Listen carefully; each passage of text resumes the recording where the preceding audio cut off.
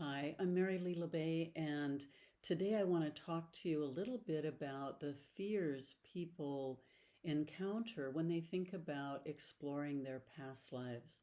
I've been doing past lives for a few decades now, and I'm an instructor. I teach professional hypnotherapy and past life regression certification courses. And even in my classes, I've had students who said they were afraid of going into a past life because of what they might see. But I also have clients that have expressed the same thing. Now, either they express it um, as part of our conversation before we go into the past life, or they think they can go right through and see the past life or experience that past life. But when they get to the hallway and the door, which I've talked about before, we go down the hall and there's lots of doors. Behind the doors are past lives to experience. And then they go to a door and then the door opens and they step into the past life. It's just a device we use. But sometimes the client, even though they're very excited and they've paid good money to come and have this experience, they get in front of the door and then suddenly they're very concerned and they're hesitant, or the door opens and they step through and everything goes black, and you know there's something that prevents them from experiencing that past life. Well, in my experience, there's a few reasons why this might occur. And one is that they're afraid of what they're going to see. So they may be afraid that they were a terrible person in another lifetime. And first of all, if you have that fear, let me tell you, we have all been terrible people in other lifetimes. Our lives are very complex. We've had every kind of experience, typically just about every kind of experience. We've been the aggressor, we've been the submissive, we've been the victim. We've had these various experiences. And there are times when we need to do things to survive. We need to go to war. We need to defend our family. One of the ways that I help people to overcome that is to imagine what would be the worst thing that they could ever find out about themselves. What is that? That you were a murderer? That you killed somebody? That you went to battle? Or that you made a huge mistake? That you stood up for some belief that you had and harmed other people in the name of that belief. And then now you look at it and you go, oh my God, I was so wrong, right? Um, so if you come to grips with that without even seeing the past life, just, okay, what if I see these things about myself, or, that I'm a thief, or I'm a greedy person, or, whatever that is that might be about yourself. If it's true, then you are that, whether you acknowledge it or not. So, would it be better to look at that and understand it and maybe even relive what it feels like to fully express that um, behavior that is no longer acceptable to you, to really experience that and bring it into your conscious awareness? I know what it feels like to take a sword and do this to another person, for instance, right? And really imagine it and come to grips with it, right? And it may not even be true. Oftentimes, the boogeyman in the closet is not as big and scary as we imagine it to be. So it's very possible that you're thinking that you were a really horrible person when maybe you made some mistakes, but you really weren't as horrible as you were making yourself out to be.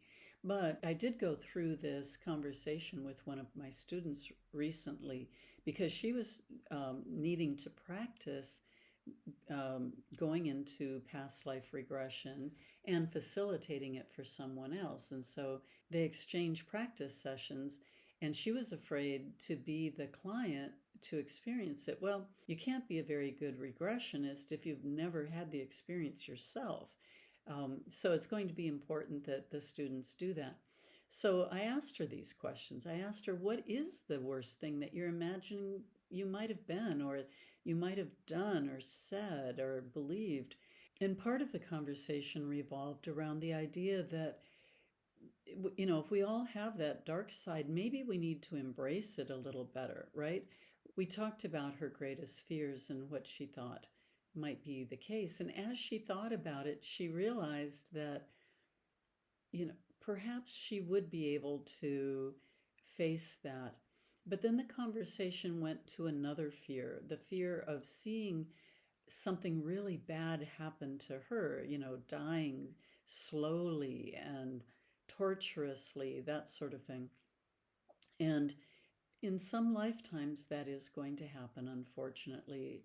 We don't, it happens, right? In fact, even in this lifetime, there are things that happen that are difficult. People that we love die, some of them maybe in terrible ways, in an accident or a murder or a slow, painful physical ailment. There are things that happen in our lives or other challenges. We're going to have challenges. It just happens. And to think that you've had an infinite number of lifetimes and never had to face a challenge is really unrealistic. And so the braver we get about that, the more naturally we're going to be able to remember our past lives. In fact, it's these fears that we have that cut us off from just freely being able to remember. Because, for instance, if I said, I want to see everything, but I never want to see the color red, I'm not going to be able to keep my eyes open, right? I can't, it's just the blinders. So the same thing. I want to know all about myself, but I don't want to know anything that's bad. That's going to cut off a lot of stuff. In fact, one of the things I did in the class was I asked everybody, what do you think a person would be like if you met somebody that never had had a challenge, that everything had just gone smoothly, never had a concern or worry in their entire life? What do you think that person would be like? And how they answered was really interesting. Dull, uninteresting, privileged, entitled. It just went on and on and on. And in the end, everybody said, no, I want challenges. They even said that person would be two-dimensional. They wouldn't have any depth to their character. And in the end, everybody said, I want my challenges. I want my pain. I want to have to climb the mountain. I want to have to overcome things because it gives me something to talk about. It gives me character. It builds strength inside of me. And so what's interesting is when we go into past lives, then we can see challenges that we've had in those lifetimes that we don't have to really be attached to them anymore. We don't have to go through the pain, the embarrassment, the suffering, whatever it was that occurred. We don't have to do that again, but now we know. Now we know what it feels like, and now we can recall the lesson that we learned about that and have that dimensionality, have that depth of character now, but gained from experiences that we had in other lifetimes. And so there's a huge benefit. So my clients and my student who had the fears said, she in particular, or at least more recently, said, I'm ready to go in. I am not afraid at all to go in and see those lifetimes now.